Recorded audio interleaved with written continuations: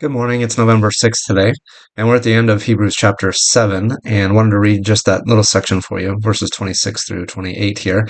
But before I do that, I know a couple of days ago we talked about the fact that the book of Hebrews really is an argument about the superiority of the new covenant under Jesus over the old covenant, and that by the old covenant we mean the Mosaic covenant in this case. We're not talking about the Abrahamic covenant.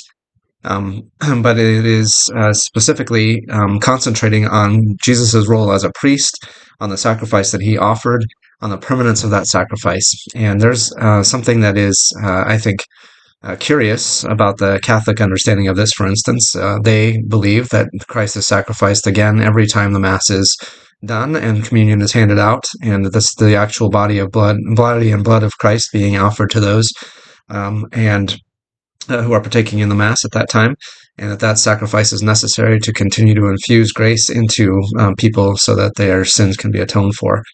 I think that's a direct contradiction of what Scripture says here in Hebrews chapter 7, verses 26 to 28. Let's read that.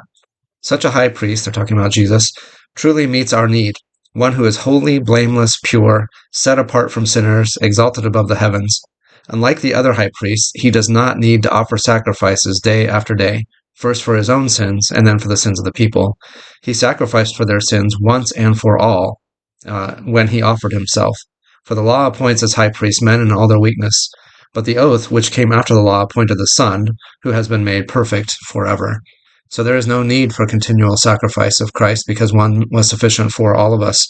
And for all time. And so there's no need to fill that in day after day because he has done it once for all when he offered himself. In fact, I would say that an offering of that continually is actually insulting to the sacrifice of Christ, because if he did it once and for all, if he accomplished it, then there's no need for us to continue to try to accomplish that or to repeat that.